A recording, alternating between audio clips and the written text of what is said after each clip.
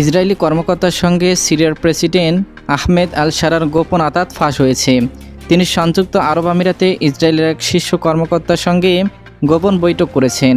বৃহস্পতিবার 10 জুলাই আল মায়াদি টিভির এক প্রতিবেদনে এ তথ্য জানানো হয়েছে।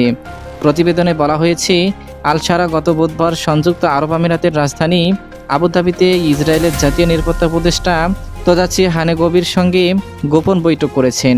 কূটনৈতিক সূত্রে এ তথ্য জানা গেছে।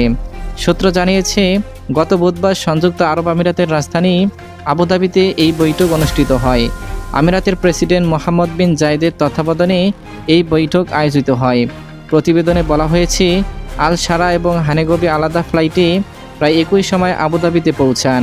এই বৈঠকটি দামেস্ক এবং তেল আবিবের মধ্যে চলমান গোপন স্বাভাবিকরণ আলোচনার একটি গুরুত্বপূর্ণ উন্নয়ন হিসেবে চিহ্নিত হয়েছে।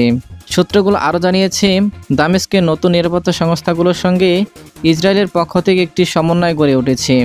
বৈঠকের একটি প্রধান ফলাফল হলো আল শারার ক্ষমতায় টিকে থাকার জন্য আন্তর্জাতিক সমর্থনের বিনিময়ে ইসরায়েল অধিকৃত গোলান হাইটস সম্পর্কে তার দেওয়া ছাড়। সূত্র আরও জানায়, সিরিয়া দখলকৃত গোলান হাইটসের 1/3 ফেরত চায়। প্রস্তাবিত দুটি পরিকল্পনার মধ্যে একটিতে বলা হয়েছে, ইসরায়েল গোলান হাইটসের 1/3 সিরিয়াকে ফিরিয়ে দেবে, 1/3 ইসরায়েল রাখবে এবং বাকি 1/3 25 বছরের জন্য ইসরায়েলের কাছে ইজারা দেওয়া হবে। আলোচনার আওতায় দারা পুনিত্রা ও আস সোয়েদা প্রদেশের 3টি নিরস্ত্রীকরণ অঞ্চল স্থাপনের পরিকল্পনাও রয়েছে। এসব অঞ্চলে সিরিয়ার সেনা ছাউনি থেকে ভারী অস্ত্র প্রত্যাহার করে শুধু হালকা অস্ত্র বহনকারী সেনা ও পুলিশ মোতায়েন করার শর্ত রাখা হয়েছে। একটি বিস্ফোরক দাবি হিসেবে সিরিয়া জানিয়েছে, লেবাননের ত্রিপলি শহর ও বোকা উপত্যকা সহ উত্তর লেবাননের কিছু অঞ্চল ঐতিহাসিকভাবে সিরিয়ার অংশ ছিল।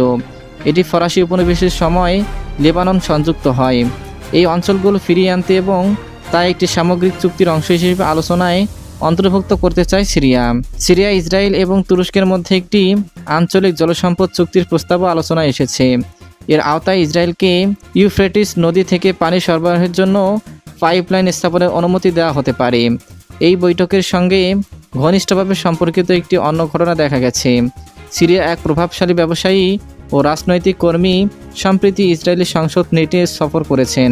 তিনি প্রেসিডেন্ট আল শারার পক্ষ থেকে স্বাভাবিকরণের আগ্রহ প্রকাশ করেছেন।